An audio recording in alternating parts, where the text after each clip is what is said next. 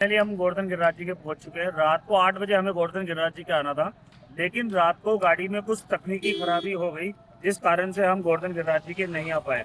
और अभी आप देख सकते हैं मेरे पीछे गोवर्धन गिरिराज जी 1 किलोमीटर दूर है और हम गोवर्धन गिरिराज जी महाराज के दर्शन करेंगे और आप लोगों को भी गोवर्धन गिरिराज जी महाराज के दर्शन कराएंगे। आप भगवान श्री कृष्ण की पावन भूमि ब्रज में स्थित गोवर्धन पर्वत केवल एक पर्वत नहीं बल्कि करोड़ों भक्तों की आस्था का केंद्र है। इसे गिरिराज जी, गोवर्धन महाराज और श्री कृष्ण का स्वरूप माना जाता है। मान्यता है कि जो श्रद्धा से गिरिराज जी की परिक्रमा करता है उसके जीवन के कष्ट दूर होते हैं और मनोकामनाएं पूर्ण होती हैं। यही कारण है कि हर साल अनेक भक्त गोवर्धन के प्रति अपनी श्रद्धा प्रकट करने के लिए यहाँ आते हैं और पर्वत की परिक्रमा कर अपने जीवन में सुख और शांति का अनुभव करते हैं। सुबह सुबह की किरणों में गोवर्धन पर्वत की सुंदरता और भी बढ़ जाती है, जिससे यहाँ का माहौल और भी दिव्य हो जाता है और भक्तजन अपने हृदय के गहरे भाव व्यक्त करते हैं। यहाँ की खुशियों का कोई ठिकाना नहीं होता, जहाँ युवा और बच्चे एक साथ मिलकर भगवान श्री कृष्ण की लीलाओं का आनंद लेते हैं और गोवर्धन पर्वत की महिमा में समाहित होते हैं। ब्रजभूमि में स्थित पूंछरी का लौठा बाबा मंदिर गोवर्धन परिक्रमा मार्ग का एक अत्यंत प्रसिद्ध और आस्था से जुड़ा स्थान माना जाता है।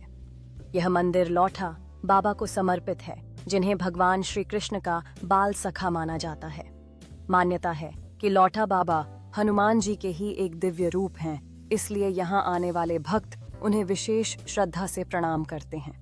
भक्तजन पूजा करते समय अपनी आंखें बंद कर भगवान से आशीर्वाद मांगते हैं। उनकी आस्था और भक्ति स्पष्ट रूप से देखी जा सकती है। जैसे ही सूर्य अस्त होता है, मंदिर के चारों ओर एक सुनहरा प्रकाश फैलता है, जिससे यह स्थान और भी दिव्य प्रतीत होता है। शाम होते ही मंदिर के आंगन में रंग बिरंगे फूलों और जलते हुए दियों की रोशनी से एक शांत वातावरण बन जाता है। भक्तजन अपने अनुभव और लौठा बाबा से जुड़े चमत्कारों की कहानियां साझा करते हैं, जिससे एकजुटता और भाईचारे की भावना फैलती है। पूंछरी मंदिर में मनाए जाने वाले वार्षिक महोत्सव का दृश्य देखते ही बनता है, जहां रंग बिरंगे सजावट और हर्षित भक्तों की टोली नाचती दिखती है।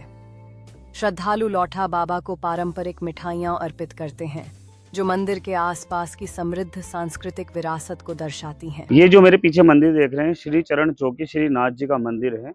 यहाँ पर भगवान रात को 6 बजे बाद में कोई नहीं जाता, क्योंकि यहाँ पर भगवान स्वयं आते हैं, भोजन करते हैं, रात को सोते हैं और जब सुबह यहाँ पे जो पुजारी हैं जब मंदिर में जाते हैं तो वो वस्त्र जो बिस्तर वगैरह है जो पहले हुए मिलते हैं और उन वस्त्रों को जमाया जाता है।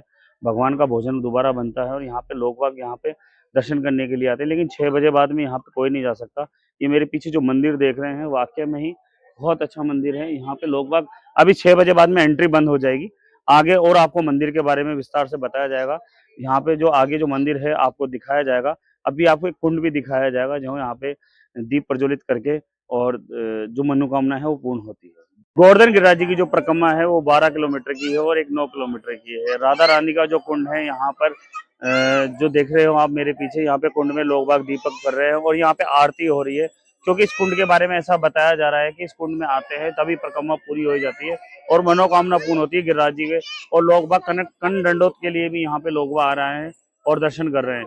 आप राधा रानी के जो जय बोले और गोवर्धन गिरिराज जी महाराज की जय बोले, क्योंकि ये जो कुंड है बहुत ही पवित्र माना गया है, पवित्र स्थल माना गया है, क्योंकि यहाँ पर जो लोग बाग अपनी मनोकामना पूर्ण करते हैं वो दीप प्रज्वलित कर सकते हैं। आप देख सकते हैं मेरे पीछे जो पब्लिक है, जो यहाँ पे जो लोग बाग आते हैं, भक्त लोग हैं, वो यहाँ पर अपनी मनोकामना पूर्ण करने के लिए दीप प्रज्वलित करते हैं और यहाँ के पानी से अपने अंदर थोड़े बहुत छींटे लगाते हैं। कुछ लोग नहाते भी हैं, क्योंकि उनकी आइए हम पंडित जी से जानते हैं इस कुंड के बारे में और भी विशेष बातें। पंडित जी बताएं, आप अपना नाम बताएं और इस मंदिर कुंड के बारे में बताएं। राधे राधे सभी भक्तों को।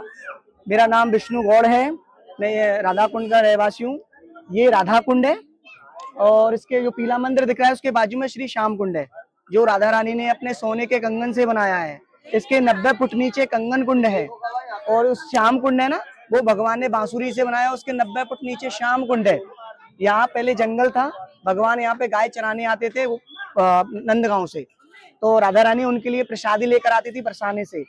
तो कंस ने एक अरिष्टासुर नाम करके राक्षस भेजा था और उन्होंने महफिल बैठाई थी कि जो कृष्ण को मार देगा मैं उसको आदि अपना जो ब्रिज है उसको नाम कर दूंगा।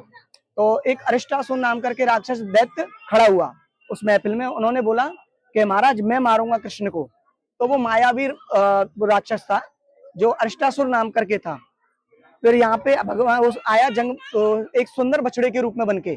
तो यहाँ पे भगवान गाय चरा रहे थे तो देखा उसमें मिक्स होके उन गांव वालों को और गायों को मारने लगा। अब मारने लगा, देखा भगवान ने ये तो राक्षस है। तो राक्षस वो उधर मंदिर है कृष्ण भगवान संगम है वहां पे दोनों का, राधा कृष्ण कुंड का दोनों का जल का संगम है। वहां पे गोल्डन कलर के इधर छोटा वाला मंदिर था, वहां पे भगवान को अरिष्टासुर नाम करके राक्षस दैत्य को पछाड़ के वहीं मार दिया। तो मार दिया तो फिर क्या हुआ, राधा रानी का उसी टाइम आना हुआ था और आकाशवाणी हुई थी कि प्रभु आपने पाप कर दिया, गौ हत्या और ब्रजवासी ब्राह्मण को मारने से सबसे बड़ा पाप लगता है। तो बोला क्या प्रभु आप क्या करना पड़ेगा? ये बोला सारे तीर्थों में जाके स्नान करना पड़ेगा प्रभु, जब आपके पाप धुलेंगे। तो भगवान ने बोले कि मैं ब्रज को छोड़ के नहीं जाऊंगा। तो प्रभु बोले कि मैं यह गोवर्धन का सबसे प्रसिद्ध मंदिर है। यहाँ गिरिराज जी का भव्य श्रृंगार आरती और अन्नकूट महोत्सव विशेष रूप से प्रसिद्ध हैं। परिक्रमा शुरू करने से पहले श्रद्धालु यहाँ दर्शन करते हैं। जैसे ही श्रद्धालु मंदिर के आंगन में प्रवेश करते हैं, उनकी आंखों में श्रद्धा और खुशी की चमक होती है। अन्नकूट महोत्सव के उत्सव में हर ओर भक्ति और प्रेम का माहौल होता है। परिक्रमा के दौरान श्रद्धालु गहरी भक्ति से मंत्रों का जाप करते हैं, मानो हर कदम पर भगवान की कृपा का अनुभव कर रहे हों। अन्नकूट में भोग के लिए तैयार किए गए स्वादिष्ट व्यंजन सभी को एकता और प्रेम का एहसास कराते हैं। आरती के समय मंदिर की घंटियां गूंजती हैं और दीपों की रोशनी में श्रद्धालु भगवान से आशीर्वाद मांगते हैं। यह उत्सव एक सामूहिक अनुभव है जहां हर कोई मिलकर श्रद्धा और भक्ति का प्रदर्शन करता है। बच्चे अपने पारंपरिक परिधान में सजकर उत्सव का आनंद लेते हैं, वातावरण में खुशी और उमंग का संचार करते हैं। जब सूर्य अस्त होता है, मंदिर की रौनक और भी बढ़ जाती है, जैसे कि यह सभी श्रद्धालुओं को अपने प्रेम से गले लगाता है।